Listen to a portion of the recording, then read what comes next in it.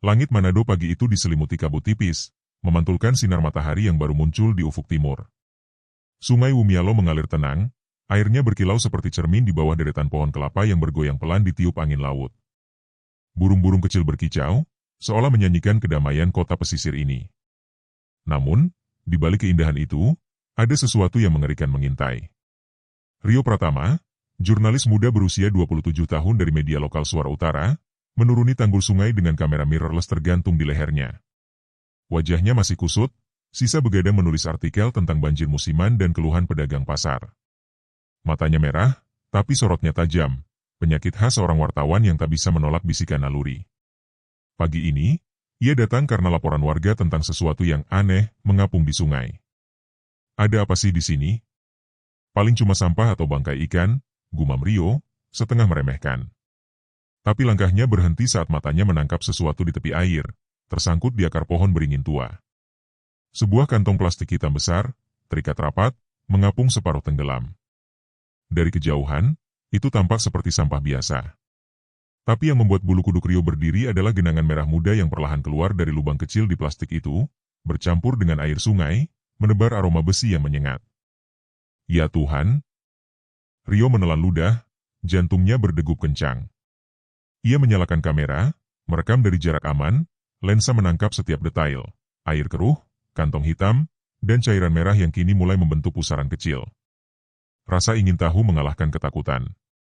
Dengan ranting panjang, ia mendorong kantong itu ke tepi, beratnya tak wajar, seperti menyimpan sesuatu yang padat. Tangan gemetar, Rio meraih batu tajam, ragu-ragu merobek sedikit bagian plastik. Suara plastik yang disobek memecah keheningan pagi. Ketika celah terbuka, Rio mundur 2 langkah, napasnya tersengal. Matanya membelalak, wajahnya memucat. Di dalam kantong itu, tersusun rapi dalam kain kasa, ada organ manusia, jantung, hati, dan sepotong paru-paru yang masih segar, seolah baru dipisahkan dari tubuh. Darah merembes, menetes ke tanah, menciptakan genangan kecil di samping sepatunya. Dunia seakan membeku. Angin berhenti, suara burung lenyap, dan sungai terasa hening. Rio, apa ini? Gumamnya sendiri, suaranya serak. Ia buru-buru meraih ponsel, tangannya masih gemetar saat menekan nomor polisi. Halo, Polsek Tuminting? Ini Rio dari Suara Utara. Ada temuan aneh di Sungai Wumialo. Kalian harus ke sini sekarang. Tak sampai 10 menit, 2 petugas polisi dengan seragam dinas harian tiba, bukan tim forensik seperti yang Rio harapkan. Mereka membawa kantong jenazah seadanya, wajah mereka gugup, mata saling bertukar pandang seolah sudah tahu apa yang akan mereka temukan. Salah satu polisi, yang memperkenalkan diri sebagai Bribka Tony, mendekati kantong itu tanpa ekspresi.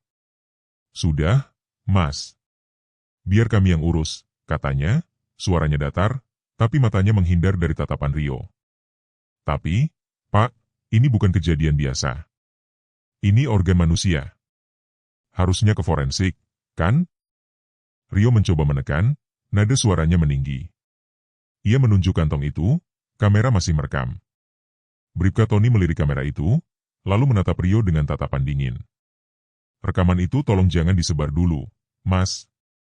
Kami akan klarifikasi nanti. Jangan bikin warga panik. Nada itu bukan saran, melainkan ancaman halus. Petugas kedua, yang tak menyebut nama, mulai mengangkat kantong itu dengan tergesa-gesa, tapi bukan ke mobil patroli. Mereka membawanya ke sebuah mobil hitam tanpa plat nomor, diparkir agak jauh di balik deretan pohon kelapa. Naluri jurnalistik Rio menyala. Ada yang disembunyikan. Ia berpura-pura mematikan kamera, tapi jarinya diam-diam menekan tombol rekam. Dari sudut lensa, ia menangkap bayangan mobil hitam itu melaju pergi, menyisakan debu di jalan tanah. Ada apa dengan polisi ini? Gumamnya, jantungnya masih berdegup kencang. Sore harinya, di kantor redaksi Suara Utara yang sederhana, suasana tak kalah tegang. Redaktur senior, Pak Yanto, membaca laporan cepat yang ditulis Rio, lalu menutupnya dengan ekspresi datar. Rio, berita seperti ini jangan dulu dimuat, katanya, suaranya rendah tapi tegas. Kita tunggu konfirmasi polisi. Pak, ini organ manusia di sungai. Polisi malah nutup-nutupi. Saya lihat mereka bawa ke mobil tanpa plat. Suara Rio meninggi, Emosinya pecah. Ia menunjuk draft artikel di mejanya, foto kantong plastik hitam masih terpampang di layar laptop. Pak Yanto menatapnya dalam-dalam, matanya menyimpan ketakutan yang samar. Kamu masih muda, Rio. Ada hal-hal yang lebih besar dari berita. Kadang kebenaran harus menunggu waktu yang tepat. Kalimat itu membuat Rio terdiam, bukan karena setuju, melainkan karena ia melihat ketakutan yang sama seperti di mata Bribka Tony tadi pagi. Malam itu, di kamar kosnya yang sempit di daerah Paal 2, Rio duduk sendirian. Suara jangkrik dan deru ombak dari Teluk Manado memenuhi udara. Di meja kecilnya, laptop menyala, memutar ulang rekaman video dari sungai. Ia memperhatikan setiap detik dengan teliti, memperbesar frame demi frame. Di bagian akhir rekaman, ada sesuatu yang terpantul di permukaan air, bayangan seseorang di kejauhan, tinggi, mengenakan jas dokter, memegang ponsel, seolah merekam Rio dari sisi lain sungai. Siapa ini? Gumam Rio, napasnya tercekat. Ia memperbesar tangkapan layar, tapi wajahnya terlalu kabur. Namun, di dada bayangan itu, tersemat papan nama kecil. Hurufnya samar, tapi masih bisa terbaca, Hendrik. Nama itu bergema di kepala Rio semalaman, seperti lonceng kematian yang berdentang pelan. Siapa Dr. Hendrik? Mengapa dia ada di sana? Dan mengapa polisi begitu cepat menutup kasus ini? Di luar, angin malam membawa bau asin laut bercampur tanah basah. Rio menatap ke arah jendela, ke kegelapan Manado yang tiba-tiba terasa asing. Di dadanya, naluri jurnalistiknya berbisik, ini baru permulaan. Pagi berikutnya, Manado diselimuti gerimis halus yang membuat udara terasa lembab dan berat. Langit kelabu, seolah langit pun ikut berkabung atas rahasia gelap yang mulai terungkap. Di jalan utama menuju pusat kota, orang-orang berlalu lalang dengan payung hitam, menunduk menghindari cipratan air dari genangan di trotoar. Namun, di salah satu sudut kecil dekat pasar Bersehati, di sebuah warung kopi sederhana yang nyaris sepi, Rio duduk dengan wajah muram, menatap secangkir kopi hitam yang sudah mulai dingin. Matanya sayu, pikirannya masih terpaku pada temuan kemarin di Sungai Wumialo. Rekaman video itu kini tersimpan aman di laptop dan flash disk kecil yang selalu ia bawa di saku jaketnya. Ia tahu, apa yang ada di dalamnya berbahaya, seperti bom waktu yang siap meledak. Mas Rio, lagi mikirin apa? Kerja apa hari ini? Tanya pemilik warung, seorang pria tua bernama Pak Amos, dengan logat Manado yang kental. Ia menyodorkan sepiring pisang goreng panas, seolah mencoba menghangatkan suasana. Rio menggeleng pelan, tersenyum tipis. Kerja biasa, Pak. Cuma lagi nyari orang. Ada yang hilang, katanya. Ia membuka buku catatan kecil yang selalu menemaninya, halaman terakhir penuh coretan nama-nama pemulung yang dikabarkan lenyap dalam sebulan terakhir. Nama paling atas, Joko, teman dari seorang pemulung tua yang ia temui kemarin di pinggir sungai. Pak Amos tahu nggak soal pemulung yang hilang? Kemarin saya dengar cerita dari warga. Pak Amos menghela napas panjang, matanya melirik ke jalan seolah takut didengar. Ah, Mas itu cerita lama. Sudah banyak yang hilang. Joko itu, anak baik. Sering kesini beli kopi hitam. Terakhir katanya dipanggil malam-malam buat angkut besi tua dari gudang belakang rumah sakit. Saya bilang, Joko, jangan malam-malam, bahaya. Tapi dia jawab, Pak, ini kerja bagus, bayarannya lumayan. Sejak itu, hilang. Keluarganya sudah lapor polisi, tapi katanya cuma disuruh sabar. Rio mencatat cepat, jantungnya berdegup lebih kencang. Gudang belakang rumah sakit? Yang dekat rumah sakit umum Manado, Pak? Pak Amos mengangguk, suaranya merendah jadi bisikan. Iya, Mas. Gudang limbah medis. Kadang malam ada truk masuk keluar, suaranya berisik. Saya pernah lihat dari jauh, orang-orang pakai jas putih, tapi bukan dokter biasa. Mereka geraknya cepat, seperti takut ketahuan. Mas hati-hati ya, jangan ikut campur. Ini bukan urusan wartawan kecil. Rio menatap Pak Amos dalam-dalam, merasakan getar ketakutan di suara pria tua itu. Kenapa takut, Pak? Ada apa sebenarnya? Pak Amos menunduk, mengadu kopinya sendiri. Saya cuma dengar bisik-bisik. Katanya, yang hilang itu nggak cuma hilang. Ada yang bilang tubuhnya dipotong-potong. Organ dijual. Tapi itu cuma gosip, Mas. Jangan percaya. Saya takut keluarga saya kena imbas kalau saya banyak omong. Kata-kata itu membuat Rio merinding. Ia membayar kopi dan bergegas pergi. Hujan semakin deras saat ia menyalakan motornya. Jalannya sempit dan berlumpur, melewati deretan rumah panggung dan sawah kecil di pinggiran kota. Di ujung jalan, berdiri bangunan gudang besar dengan tembok kusam, papan nama pudar bertuliskan, Gudang Limbah Medis RSU Manado. Pagar besi terkunci, tapi dari celahnya terlihat tumpukan drum, kantong plastik hitam, dan sisa karung yang menebar bau aneh. Bukan bau sampah biasa, tapi tajam, seperti campuran darah dan obat kimia. Rio berhenti di depan pagar, mematikan mesin motor. Seorang ibu penjual gorengan di dekat situ meliriknya curiga. Mau apa, Mas? Gudang ini jarang dibuka. Rio tersenyum ramah, mendekat sambil membeli gorengan. Saya lagi cari info, Bu. Gudang ini masih dipakai? Saya dengar kadang malam ada truk masuk. Ibu itu mengangguk pelan, suaranya lirih. Masih, Mas. Tapi jamnya aneh.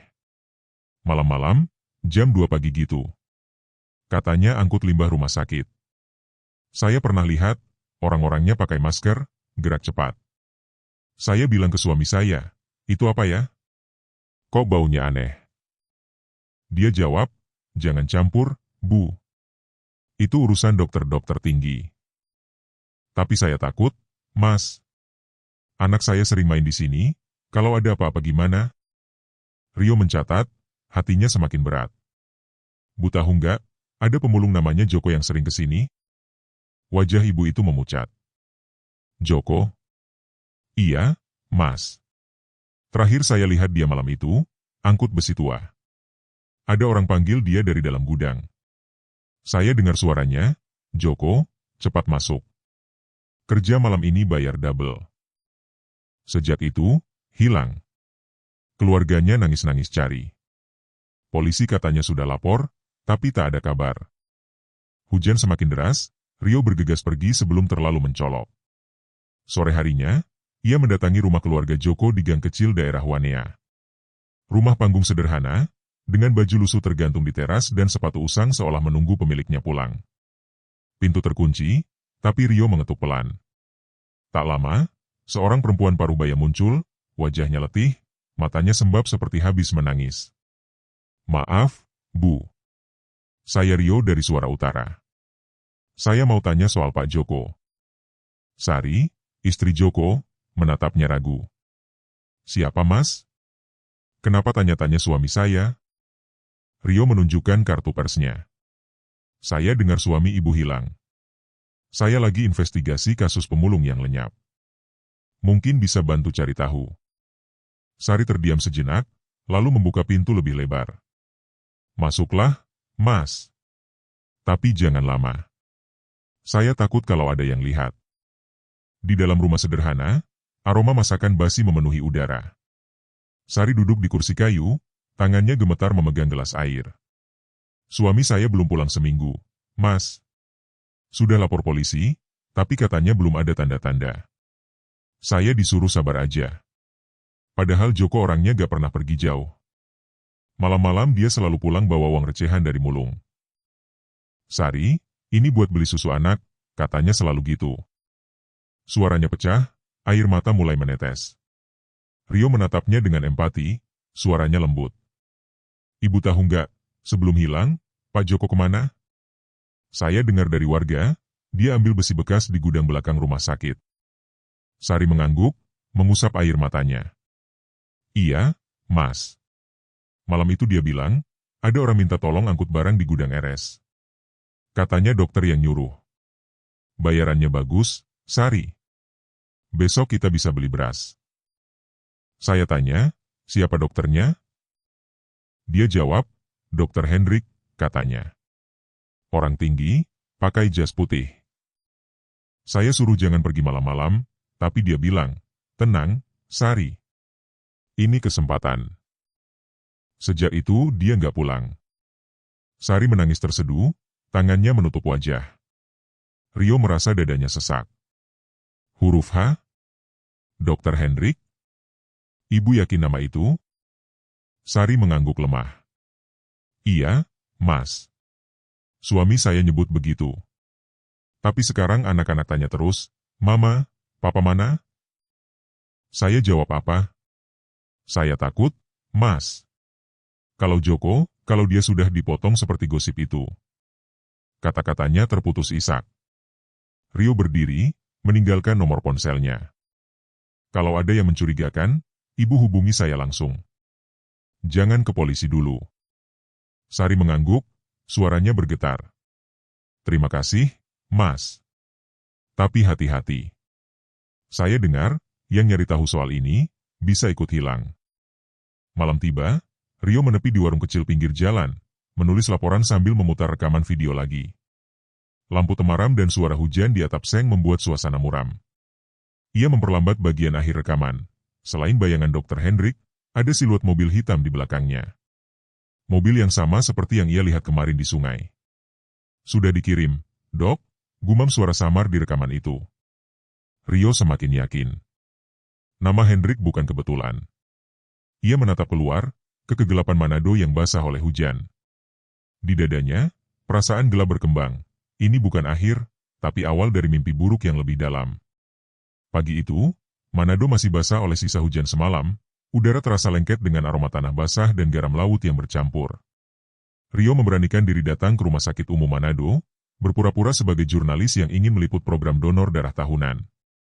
Ia mengenakan kemeja rapi, kartu pers tergantung di leher, tapi hatinya berdegup tak karuan.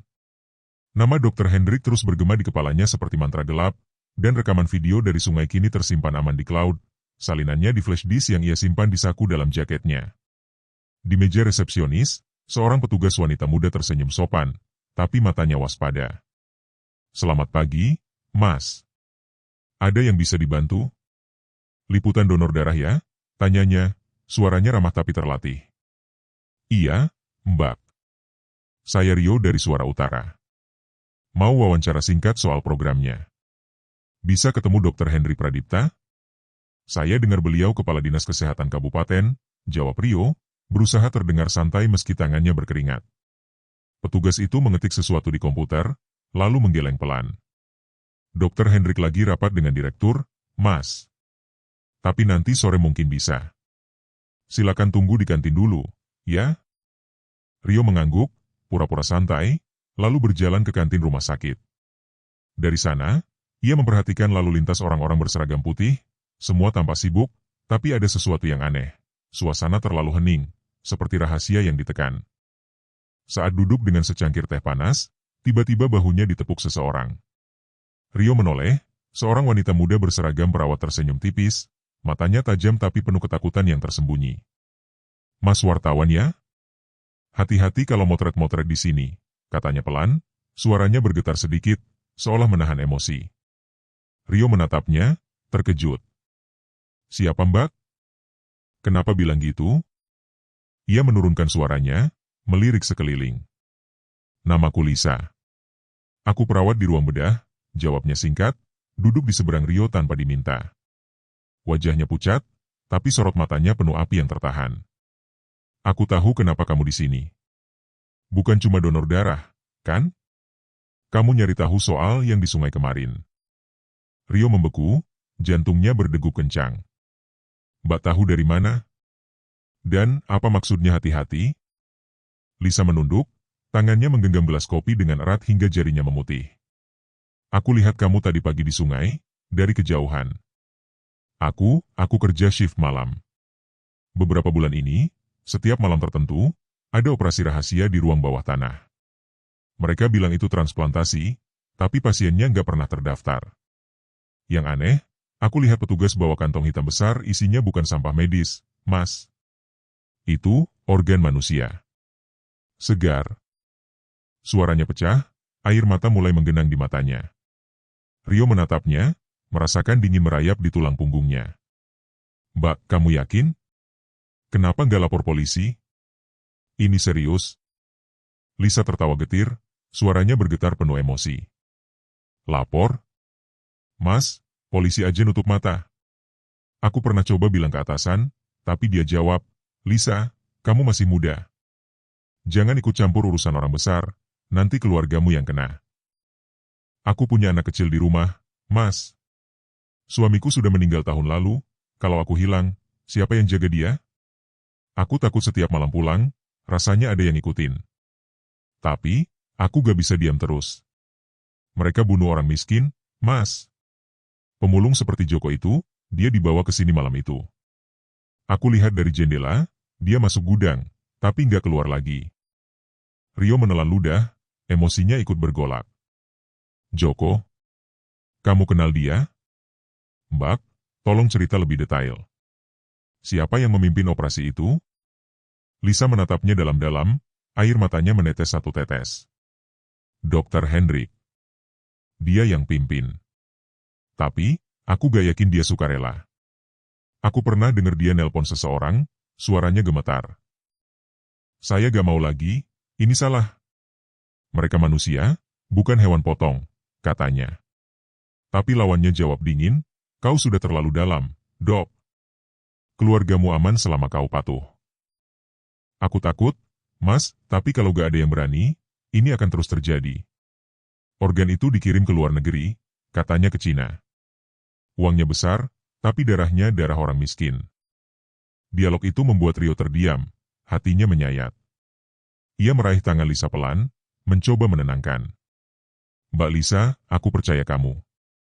Aku juga takut, tapi kalau kita diam, lebih banyak yang mati. Kamu bisa bantu aku? Tunjukin ruang bawah tanah itu? Lisa menarik napas dalam, mengusap air matanya. Aku gak bisa sekarang. Terlalu berisiko. Tapi malam ini, datang ke taman belakang rumah sakit jam 10. Aku akan tunggu di sana. Tapi janji, Mas, kalau ketahuan, pura-pura gak kenal aku. Anakku, dia satu-satunya yang aku punya. Suaranya bergetar lagi, penuh keputusasaan yang menyayat hati. Rio mengangguk mantap, meski dadanya sesak. Janji, Mbak. Kita gak akan biarin ini terus. Terima kasih atas keberanianmu. Lisa berdiri cepat, melirik jam dinding. Aku harus kembali kerja. Hati-hati, Mas. Mereka punya mata di mana-mana. Ia pergi menghilang di balik lorong, langkahnya cepat tapi berat, seperti membawa beban dunia. Rio tetap duduk di kantin, pikirannya berputar kencang. Di ujung lorong belakang, ia melihat dua pria berpakaian hitam mendorong troli besar tertutup kain biru. Bukan ke ruang operasi, melainkan ke pintu bawah tanah. Aroma obat dan sesuatu yang busuk samar tercium. Rio mencoba memotret diam-diam, tapi hatinya berdegup, ini nyata, dan malam nanti mungkin akan mengubah segalanya. Orang berakhir. Malam itu, jam menunjukkan pukul 10. Hujan sudah berhenti, tapi sisa air di jalan memantulkan lampu kota yang redup. Rumah sakit umum Manado tampak tenang dari luar, terlalu tenang. Semua jendela gelap kecuali beberapa di lantai atas. Di depan gerbang, satpam duduk mengantuk, menatap ponsel. Rio berdiri di seberang jalan, jaket hitam dan topi menutupi wajahnya. Jantungnya berdetak cepat. Ini gila, gumamnya, tapi ia menyeberang pelan, melewati parkiran belakang yang sepi. Di taman kecil belakang gedung, hanya ada bangku lembab dan pohon flamboyan gelap. Beberapa menit berlalu tanpa tanda-tanda. Rio mulai ragu, takut ini jebakan. Tapi tiba-tiba, dari balik bayangan pohon, muncul sosok Lisa, rambutnya dikuncir, seragam putihnya kusut. Mas Rio, aku takut telat, bisiknya, wajahnya tegang, matanya merah seperti baru menangis. Tenang, Mbak. Kamu aman. Cerita lebih lanjut, desak Rio pelan, mereka duduk di bangku gelap. Lisa menunduk, suaranya bergetar emosional. Aku gak tahan lagi, Mas. Setiap malam aku mimpi lihat wajah-wajah mereka. Pemulung itu, mereka dibius, dibawa ke bawah, lalu dipotong hidup-hidup. Aku dengar jeritan sekali, tapi langsung dibungkam. Dr. Hendrik bilang ke aku, Lisa, ini demi kebaikan. Organ ini selamatkan orang kaya di Cina. Tapi aku jawab, Dok, ini pembunuhan. Mereka punya keluarga. Dia cuma geleng kepala, matanya penuh penyesalan. Aku dipaksa, Lisa. Kalau aku berhenti, anakku mati. Aku nangis malam itu, Mas. Aku gak mau jadi bagian dari neraka ini. Rio memeluk bahunya pelan, emosinya ikut terguncang. Mbak, kamu gak sendirian. Kita akan ungkap ini. Tunjukin ruang bawah tanahnya. Lisa mengangguk lemah, air matanya menetes lagi. Ikut aku. Tapi kalau ada apa-apa ingat anakku, Mas. Dia cuma punya aku. Mereka berjalan melalui koridor belakang yang remang, setiap langkah menggema seperti hitungan mundur menuju kegelapan yang lebih dalam. Malam itu, Manado terasa lebih gelap dari biasanya.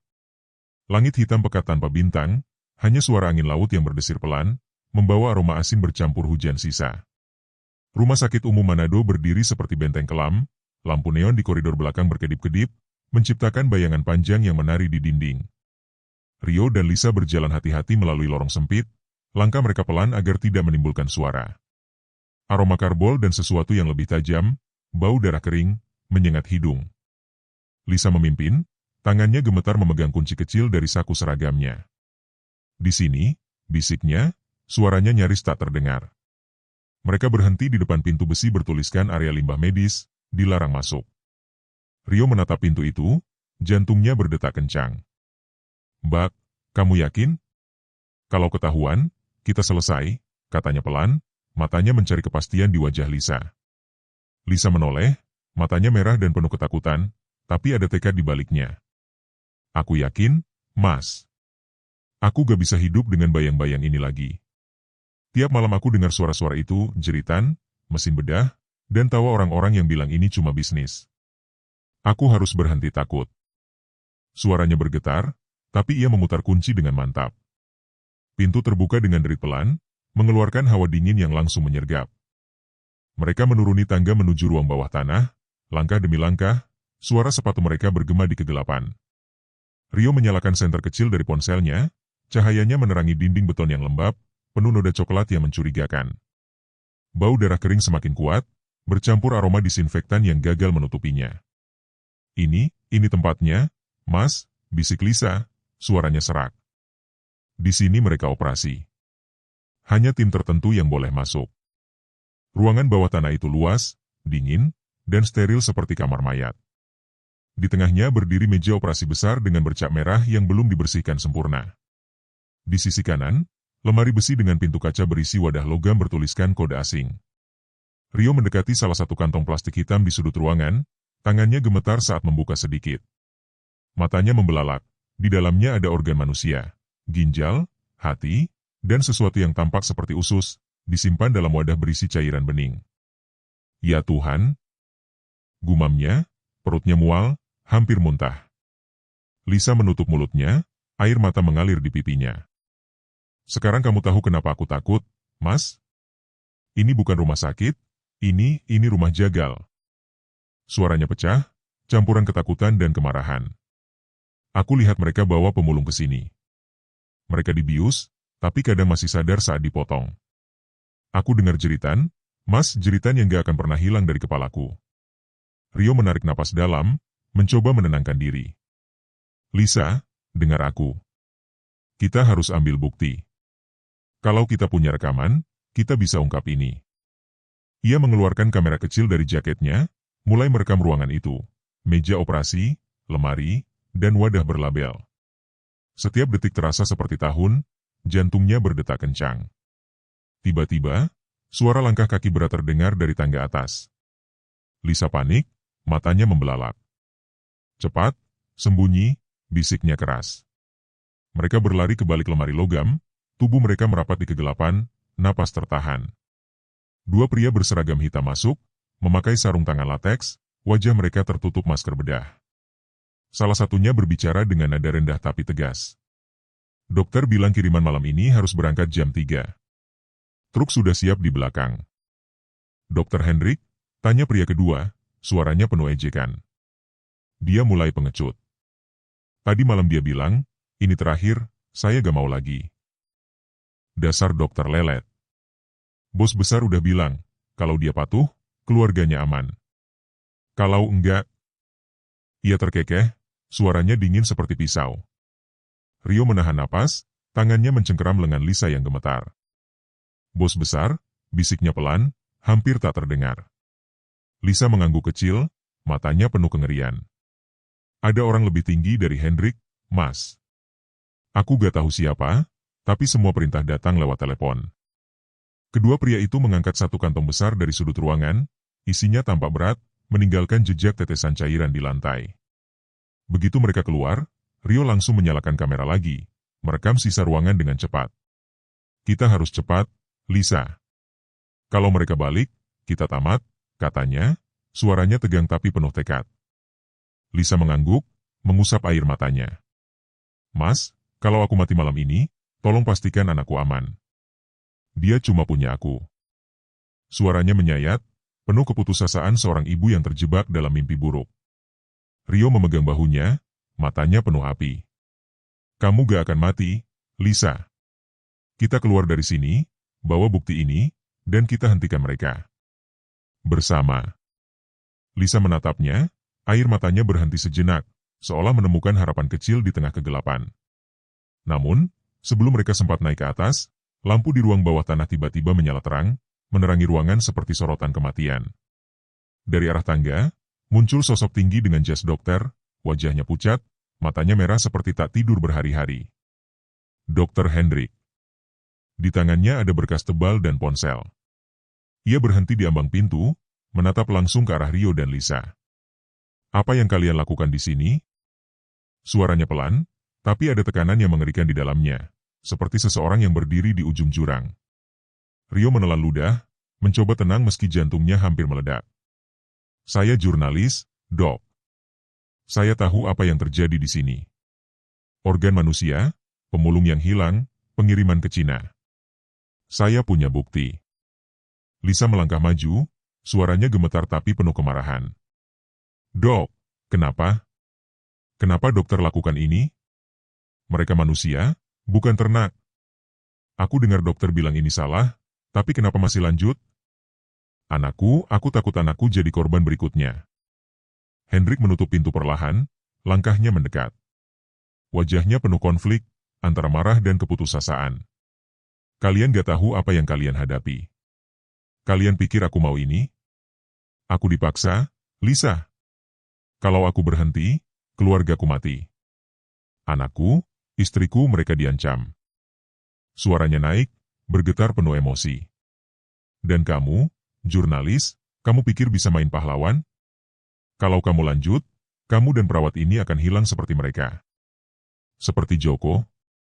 Seperti pemulung lain yang dokter potong, desak Rio, suaranya keras, emosinya meledak.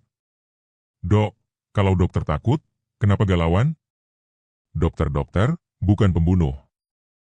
Hendrik terdiam, matanya berkaca-kaca. Kalian gak mengerti, ada orang di atas aku. Orang yang kalian tak bisa lawan. Aku cuma pion. Tiba-tiba, suara radio komunikasi terdengar dari luar pintu. Tim 2, siap masuk, Dok. Hendrik menoleh panik, wajahnya memucat. Cepat, lewat pintu darurat di sisi kanan. Sekarang, ia mendorong Rio dan Lisa ke arah lorong sempit. Suara sepatu berat mendekat, diiringi teriakan kasar. Cari mereka. Jangan sampai lolos. Lisa menarik tangan Rio, mereka berlari sekuat tenaga melalui lorong gelap, hampir tersandung di tangga darurat. Suara pengejar semakin dekat, bayangan senter menari di dinding. Mereka keluar ke halaman belakang rumah sakit, udara malam menyambut dengan dingin menusuk. Dari jauh, sirene samar terdengar, tapi bukan polisi, mungkin kendaraan yang lebih menakutkan. Rio dan Lisa terus berlari tanpa menoleh, meninggalkan rumah sakit yang kini tampak seperti monster raksasa di bawah cahaya bulan. Di dada Rio, satu keyakinan membara, kebenaran ini tidak boleh terkubur, meski nyawa menjadi taruhannya. Udara malam di Manado terasa berat, bercampur bau tanah basah dan garam laut yang dibawa angin dari Teluk Manado. Rio dan Lisa bersembunyi di sebuah gudang tua di pinggir rel kereta dekat daerah Tondano, tempat yang kotor dan berdebu, penuh tumpukan karung dan drum berkarat. Cahaya bulan samar masuk lewat celah-celah dinding kayu yang lapuk, menerangi wajah mereka yang pucat dan penuh keringat. Rio duduk di lantai beton yang dingin, memeriksa kamera kecilnya dengan tangan masih gemetar. Rekaman dari ruang bawah tanah, meja operasi berdarah, wadah organ, dan lemari berlabel asing, adalah bukti paling berbahaya yang pernah ia pegang. Lisa duduk di dekatnya, lututnya ditarik ke dada, matanya memandang kosong ke arah pintu gudang. Mas, kita harus lapor polisi, katanya lirih, suaranya bergetar penuh ketakutan. Aku gak tahan lagi. Setiap detik rasanya kayak ada yang ngintip kita. Rio menggeleng cepat, matanya tajam meski wajahnya lelah. Enggak bisa, Lisa. Kalau Dr. Hendrik bilang ada bos besar di balik ini, polisi mungkin udah dikuasai. Ingat bribka Tony di sungai? Dia ancam aku supaya gak sebar rekaman. Mereka gak main-main. Ia memutar kamera, mengecek ulang rekaman, perutnya masih mual melihat gambar organ manusia yang terbungkus plastik. Lisa menunduk, air mata mengalir pelan di pipinya. Aku tahu, Mas. Tapi aku takut. Anakku, kalau mereka tahu aku bantu kamu, apa yang akan terjadi sama dia? Aku cuma punya dia, Mas. Suamiku sudah pergi. Sekarang Joko dan yang lain, aku gak mau anakku jadi kayak mereka. Suaranya pecah, isaknya terdengar di tengah keheningan gudang. Hanya diselingi suara jangkrik dan gemuruh kereta malam yang lewat di kejauhan. Rio memegang bahunya pelan, mencoba menenangkan. Lisa, dengar aku. Aku janji, kita akan jaga anakmu aman. Tapi kalau kita lapor sekarang, bukti ini bisa lenyap, dan kita berdua mungkin ikut hilang. Kita butuh bantuan dari orang yang bisa dipercaya. Kamu bilang ada sopir ambulans, Arif, yang tahu soal truk malam itu, kan? Lisa mengangguk lemah, mengusap air matanya. Iya, Arif. Dia sopir ambulans di rumah sakit. Diam-diam dia suka rekam aktivitas di halaman belakang lewat CCTV portabelnya. Dia pernah bilang ke aku, Lisa, ada truk aneh keluar masuk tengah malam. Bukan ambulans, bukan truk sampah. Mereka bawa kantong hitam, kayak yang kita lihat. Aku coba hubungi dia. Ia mengeluarkan ponselnya, mengetik pesan dengan jari gemetar. Namun, sebelum pesan terkirim, notifikasi muncul di layar, nomor tidak aktif. Wajah Lisa memucat, matanya membelalak. Ini nggak mungkin, Mas. Tadi sore nomornya masih aktif. Aku nelpon dia bilang, Lisa, kalau ada apa-apa, aku punya rekaman yang bisa bantu. Sekarang nomornya mati. Suaranya naik, penuh kepanikan. Rio menatap keluar jendela gudang, nalurinya berteriak bahaya. Di kejauhan, lampu mobil tampak berputar perlahan di jalan kecil menuju gudang. Lisa, sembunyi, bisiknya keras. Mereka berdua menunduk di balik tumpukan karung, napas mereka tertahan. Dua mobil hitam tanpa plat nomor berhenti di depan gudang, pintu terbuka, dan beberapa pria turun membawa senter dan senjata. Cari mereka. Bos bilang jangan sampai lolos, teriak salah satu, suaranya berat dan penuh otoritas. Rio menahan napas, tangannya mencengkeram lengan Lisa yang gemetar hebat. Cahaya senter menyapu dinding gudang, hampir mengenai wajah mereka. Lisa berbisik, suaranya nyaris tak terdengar, penuh ketakutan. Mas, mereka tahu kita di sini. Kalau mereka temukan kita, anakku, aku gak akan bisa lihat dia lagi.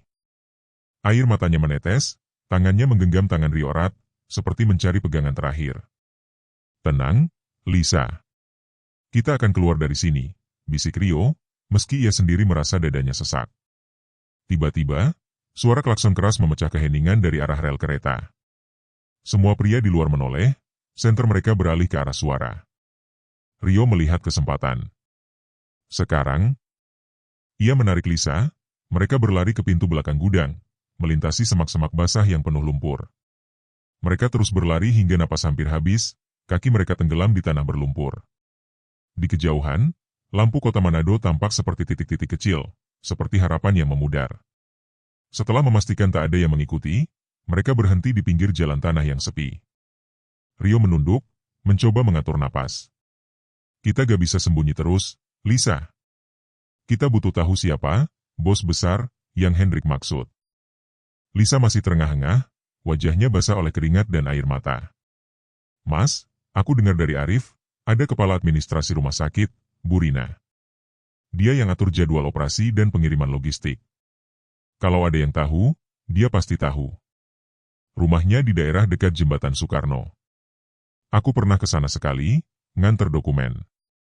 Rio mengangguk, pikirannya berputar cepat. Bagus. Kita ke sana sekarang. Kalau Burina punya informasi, kita bisa temukan celah. Mereka melanjutkan perjalanan dengan motor Rio, hujan mulai turun lagi, membuat jalan licin dan berbahaya. Setelah beberapa kilometer, mereka tiba di sebuah rumah panggung tua berwarna abu-abu di pinggiran kota. Lampu teras menyala redup, tapi pintu depan sedikit terbuka, seperti ditinggalkan tergesa-gesa. Lisa melangkah hati-hati, memanggil pelan. "Bu Rina?" "Ini Lisa, dari rumah sakit." Tak ada jawaban, hanya suara televisi yang samar dari ruang tamu. Mereka masuk perlahan, langkah mereka pelan di lantai kayu yang berderit. Di meja ruang tamu, ada secangkir kopi yang belum habis dan berkas dokumen berserakan. Rio berhenti, matanya menangkap sesuatu di karpet, bercak darah kecil, masih basah. "Lisa, lihat ini," bisiknya, jantungnya kembali berdegup kencang. Ia mengikuti jejak darah itu menuju dapur, dan di sana, tubuh seorang wanita parubaya tergeletak di lantai, mata terbuka lebar, wajahnya membeku dalam ekspresi ketakutan. Lisa menjerit kecil, menutup mulutnya. "Ya Tuhan, Bu Rina." Rio berlutut, memeriksa denyut nadi, tidak ada. Di tangan wanita itu tergenggam selembar kertas kusut. Dengan tangan gemetar, Rio membukanya. Tulisan tangan tergesa-gesa berbunyi, "Jangan percaya siapapun, terutama Hendrik." Ia menatap Lisa, wajahnya kaku. Dia tahu sesuatu, Lisa. Dan mereka membungkamnya. Lisa menangis terseduh, suaranya penuh keputusasaan. "Mas, ini terlalu besar. Bu Rina orang baik, dia selalu bilang ke aku, 'Lisa, jaga anakmu baik-baik, dunia ini kejam.' Sekarang dia mati, karena aku cerita ke kamu. Ini salahku, Mas." Ia merosot ke lantai, tangannya menutup wajah. Rio memegang bahunya, suaranya tegas tapi penuh empati. "Bukan salahmu, Lisa. Mereka yang membunuh, bukan kamu. Bu Rina coba kasih kita petunjuk. Kita harus lanjut, demi dia, demi Joko, demi anakmu." Ia membantu Lisa berdiri, tapi sebelum mereka sempat bergerak, suara motor berhenti di luar rumah. Lisa panik, menarik Rio ke balik tirai jendela. Dari celah, mereka melihat dua pria turun dari motor. Yang satu memakai jas mahal, rambut disisir rapi, dan di dadanya tersemat pin bertuliskan Pemkab Manado. Lisa berbisik, suaranya gemetar. "Itu Bimo, putra Bupati." Rio menatapnya tak percaya, darahnya berdesir. Bimo masuk dengan langkah santai, seperti sudah biasa datang ke rumah itu. Ketika melihat tubuh Bu Rina, ia tak terkejut sama sekali, malah tersenyum tipis. "Kerja bagus," katanya ke pria di belakangnya, suaranya dingin. "Sekarang hapus semua data di komputernya. Jangan tinggalin jejak." Rio dan Lisa saling pandang, napas mereka tertahan. Bimo duduk di kursi ruang tamu, menyalakan rokok. Orang-orang kecil ini memang harus dibersihkan. Jalanan Manado jadi rapi, dan kita dapat organ segar untuk pasar Cina.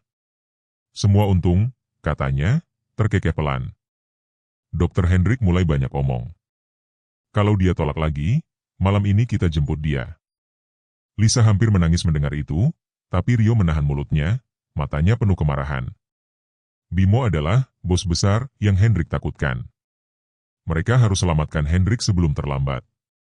Setelah Bimo dan bawahannya pergi, Rio dan Lisa keluar dari persembunyian, hati mereka dipenuhi campuran ketakutan dan tekad. "Kita ke rumah Dr. Hendrik sekarang, Lisa," kata Rio tegas. "Mungkin dia bukan musuh. Mungkin dia korban." Hujan kembali turun deras, menyapu jejak darah di lantai rumah Bu Rina, tapi tidak bisa menghapus kengerian yang kini menghantui mereka. "Lisa, tunggu di sini. Kalau ada apa-apa, kabur," bisik Rio, tangannya mencengkeram obeng kecil sebagai senjata darurat.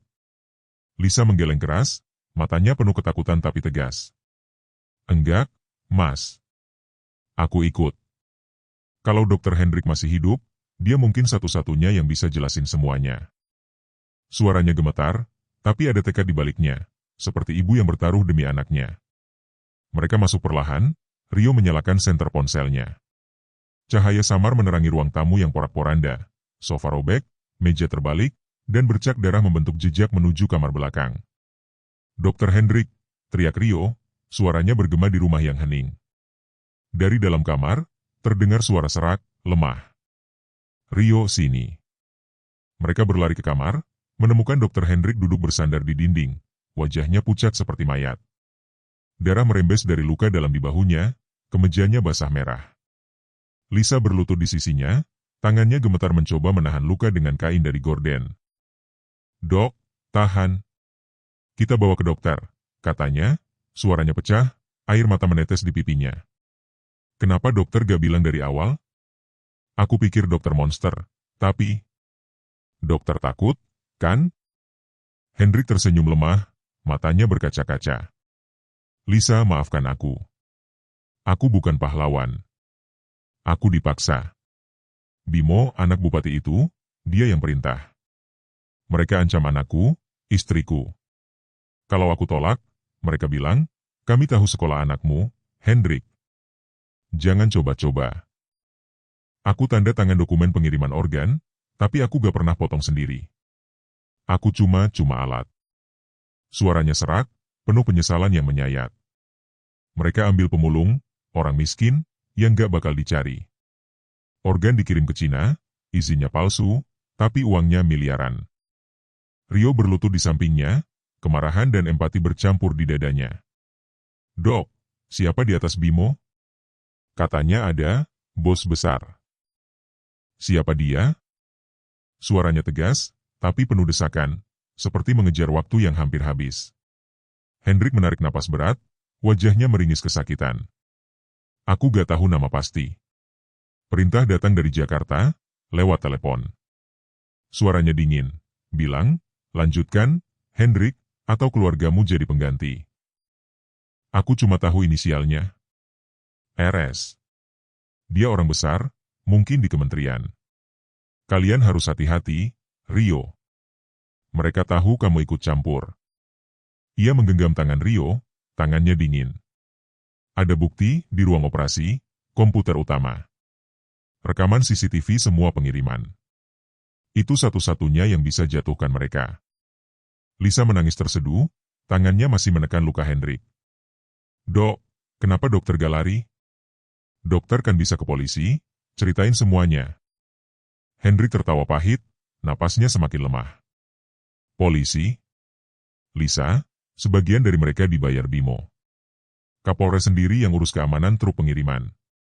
Aku coba tolak sekali, mereka datang malam-malam, bilang, kami bisa buat keluargamu hilang dalam semalam, Dok."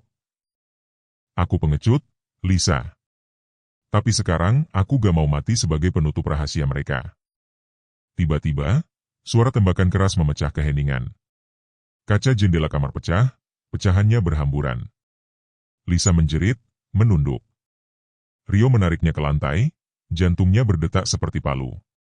"Dok, kita harus pergi sekarang," teriaknya, mencoba mengangkat Hendrik.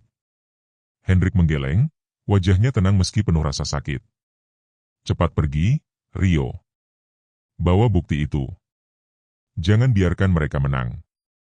Ia mendorong tangan Rio dengan sisa tenaga. "Katakan pada dunia aku gak diam." Rio menggigit bibir, air mata panas menggenang di matanya. "Dok, kami gak akan tinggalin dokter," katanya, suaranya serak, penuh penolakan. "Tidak ada waktu," bentak Hendrik, suaranya melemah. "Kalau kalian mati, semua sia-sia. Pergi." Suara mobil hitam mendekat cepat di luar, lampu sorot menerobos jendela. Rio menarik Lisa, yang masih menangis, keluar lewat pintu belakang. Suara tembakan lain menggema, diikuti teriakan kasar, "Cari mereka! Jangan sampai kabur." Mereka berlari menembus hujan, lumpur menciprat ke pakaian mereka. Rio memegang kamera erat di dada, pikirannya dipenuhi kata-kata Hendrik, rekaman CCTV, ruang operasi, bukti terakhir di belakang mereka, suara dokter Hendrik terngiang, campuran penyesalan dan keberanian terakhir. Jangan biarkan mereka menang, Rio. Mereka berhenti di bawah jembatan tua di pinggir kota, hujan membasahi wajah mereka. Lisa terisak, tubuhnya gemetar. "Mas, Dokter Hendrik dia mati karena kita, kan? Aku bilang ke dia minggu lalu, Dok, stop ini semua, ini salah." Tapi dia cuma bilang, "Lisa, aku terjebak. Maaf." Sekarang dia pergi. Suaranya penuh rasa bersalah, matanya memandang Rio dengan keputusasaan. Rio memeluknya pelan, suaranya rendah tapi tegas. "Bukan salahmu, Lisa. dia memilih melawan di akhir. Kita harus lanjutkan, demi dia, demi Joko, demi semua yang mereka bunuh. Ia menatap ke arah kota, lampu-lampu Manado berkelap-kelip di kejauhan seperti mata yang mengintip. Kita ke rumah sakit lagi. Ambil rekaman CCTV itu. Kalau Hendrik benar, itu kunci untuk hancurkan mereka. Lisa mengangguk, mengusap air matanya yang bercampur hujan. Tapi, Mas, rumah sakit pasti dijaga ketat sekarang. Mereka tahu kita kabur. Suaranya penuh keraguan, tapi matanya mulai menunjukkan sedikit harapan. Rio mengeluarkan kartu akses dari jaketnya, kartu yang ia ambil dari jas Hendrik di ruang bawah tanah. Ini kartu aksesnya. Masih aktif. Kita masuk lewat pintu limbah medis, langsung ke ruang operasi. Kita punya satu kesempatan, Lisa. Kita gagal, kita mati. Hujan terus turun, menyapu jejak mereka, tapi tidak bisa menghapus api di dada Rio. Di kejauhan, sirene samar terdengar, mengiringi langkah mereka menuju pertarungan berikutnya. Malam ini, Manado bukan lagi kota damai. Ia adalah medan perang, dan kebenaran adalah senjata terakhir mereka. Hujan belum reda di Manado, menyapu jalan-jalan kota dengan air dingin yang tak kenal ampun. Langit gelap, petir sesekali menyambar, menerangi siluet rumah sakit umum Manado yang kini tampak seperti benteng rahasia. Rio dan Lisa bergerak cepat melalui lorong belakang rumah sakit, mengenakan jas hujan gelap untuk menyamarkan diri. Kartu akses Dr. Hendrik, yang masih hangat di saku Rio, adalah kunci terakhir mereka. Udara penuh aroma karbol dan logam, bercampur bau darah yang samar, membuat bulu kuduk Rio berdiri setiap kali ia menarik napas. Lisa berjalan di depan, langkahnya cepat tapi gemetar. Mas, kita gila kalau masuk lagi. Setelah tadi malam, pasti mereka jaga ketat, bisiknya, suaranya penuh ketakutan tapi ada nada tegas di dalamnya. Aku tahu risikonya, tapi anakku kalau kita gagal, dia nggak akan punya siapa-siapa. Rio memegang bahunya, matanya penuh tekad. Lisa, kita sudah sejauh ini. Dr. Hendrik mati demi kasih kita petunjuk. Rekaman CCTV itu satu-satunya yang bisa hancurkan mereka. Kita masuk, ambil file, dan keluar. Aku janji, kita akan jaga anakmu. Suaranya rendah, tapi getar emosi di dalamnya membuat Lisa mengangguk pelan, meski air mata kembali menggenang di matanya. Mereka menunggu mobil patroli lewat, lalu menyelinap melalui pintu besi kecil bertanda limbah medis, akses khusus. Begitu pintu tertutup, aroma obat dan disinfektan menyergap, bercampur bau busuk yang kini sudah akrab bagi Rio. Lorong bawah tanah remang, lampu neon berkedip-kedip, menciptakan bayangan panjang di dinding. Ruang operasinya di bawah, bisik Lisa, suaranya nyaris tenggelam oleh suara mesin pendingin yang berdengung. Hati-hati, Mas. Kalau ada penjaga, mereka bersenjata. Setiap langkah terasa seperti menari di ujung pisau. Di ujung lorong, pintu logam bertuliskan operating room, restricted menanti. Rio menempelkan kartu akses Henry ke sensor. Lampu hijau menyala, pintu terbuka dengan klik halus. Ruangan itu dingin, steril, dan mencekam. Meja operasi di tengah masih berbekas darah kering, peralatan bedah tertata rapi seolah baru dipakai. Di sudut, sebuah komputer dengan layar mati berdiri seperti saksi bisu. Rio duduk di depan komputer, jarinya gemetar saat menyalakannya. Mbak, kamu bisa bantu? Dr. Hendrik bilang passwordnya tanggal lahirnya. 10 Maret, katanya, suaranya tegang. Lisa berdiri di belakangnya, menatap pintu dengan waspada. Cepat, Mas. Aku dengar suara tadi di lorong. Rio mengetik 1003 Hendrik. Layar terbuka, menampilkan folder bertuliskan transportasi khusus. Ia mengkliknya, dan puluhan video dengan tanggal dan kode pengiriman muncul. Rio membuka salah satu, gambar buram menunjukkan 3 orang berseragam rumah sakit memindahkan kantong hitam besar ke truk pendingin di halaman belakang. Wajah pria di depan truk jelas terlihat, Bimo, putra bupati, dengan senyum dingin yang membuat darah Rio membeku. Itu dia. Bimo, bisik Rio, suaranya penuh kebencian.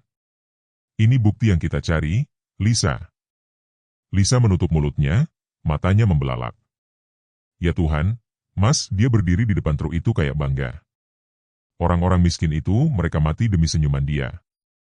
Suaranya bergetar, penuh kemarahan dan kesedihan. Aku pernah lihat Bimo di rumah sakit, Mas. Dia datang malam-malam, bicara sama Dr. Hendrik. Aku dengar dia bilang, "Dok, ini bisnis besar. Jangan cengeng, organ ini selamatkan nyawa orang penting." Aku mau muntah dengar itu. Rio memasang flash disk, mulai menyalin file-file itu. Prosesnya lambat, layar menunjukkan chopping 23. Cepat-cepat.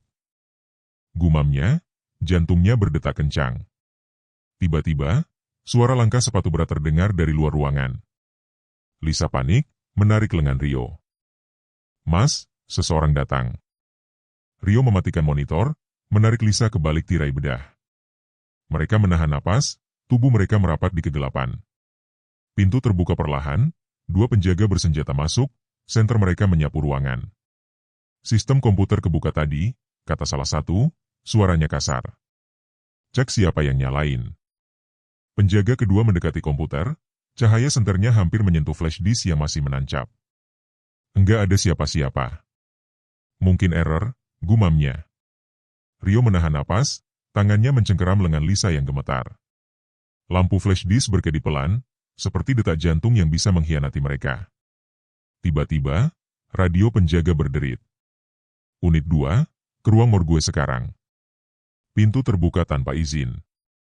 Kedua penjaga saling pandang, lalu pergi tergesa-gesa. Begitu pintu tertutup, Rio menghela napas keras. "Hampir, Lisa." Salinannya selesai. Ia mencabut flash disk, memasukkannya ke saku dalam jaketnya. Namun, sebelum mereka bisa keluar, layar komputer tiba-tiba hidup sendiri. Wajah Bimo muncul melalui kamera jarak jauh, tersenyum dingin. "Wah, jurnalis muda yang nekat." "Rio, bukan?" "Dan perawat kecil yang sok pemberani," katanya, suaranya penuh ejekan. "Kalian pikir bisa main peta umpet di rumah sakitku? Semua komputer ini ada di bawah kendaliku." Lisa menjerit kecil, menutup mulutnya. Rio berdiri, menatap layar dengan rahang mengeras. "Kau monster, Bimo. Kau bunuh pemulung demi uang. Aku punya buktinya, dan kau akan jatuh." Bimo tertawa, suaranya seperti pisau yang mengiris udara. "Bukti? Kau pikir dunia akan peduli pada sampah jalanan? Mereka cuma kotoran yang aku bersihkan demi kota ini. Organ mereka selamatkan nyawa orang besar di Cina, dan aku dibayar mahal. Kau, jurnalis miskin, mau apa? Lihat ke belakangmu." Rio dan Lisa menoleh spontan. Dua pria bersenjata berdiri di pintu, pistol terarah. Rio mendorong Lisa ke belakangnya, suaranya bergetar tapi tegas. "Kau akan bayar ini, Bimo. Kebenaran gak bisa kau beli." Tiba-tiba, suara keras mengguncang lorong. "Jatuhkan senjata kalian." Tembakan meletus, kaca pecah, lampu padam, ruangan menjadi gelap gulita. Di tengah kekacauan, sosok tak terduga muncul di pintu. Dr. Hendrik, wajahnya pucat, darah masih merembes dari bahunya, tapi matanya penuh api. "Cepat masuk," teriaknya serak, memegang pistol yang entah dari mana. Lisa menjerit, tak percaya. "Dokter? Dokter masih hidup? Jangan banyak tanya." "Ayo," bentak Hendrik, menarik Rio dan Lisa ke mobil tua yang mesinnya sudah menyala di halaman belakang. Mereka melaju menembus hujan, lampu mobil hitam mengejar di kaca spion. Hendrik menatap Rio sekilas, napasnya tersengal. "Kamu dapat buktinya?" Rio mengangguk, menunjukkan flash disk. "Semua ada di sini, Dok. Rekaman CCTV, Bimo di truk, semua pengiriman." Hendrik menghela napas panjang, wajahnya penuh penyesalan. "Bagus. Aku pikir aku akan mati tadi, tapi aku gak mau pergi sebelum lihat mereka jatuh. Bimo bukan puncaknya, Rio. Ada orang di Jakarta, RS, yang kendalikan semua. Kalau kalian selamat, cari dia." Mobil terus melaju di jalan basah, ban berdecit setiap belokan. Lisa menangis pelan di kursi belakang, suaranya penuh haru. "Dok, kenapa dokter balik?" "Dokter bilang sendiri, keluargamu dalam bahaya."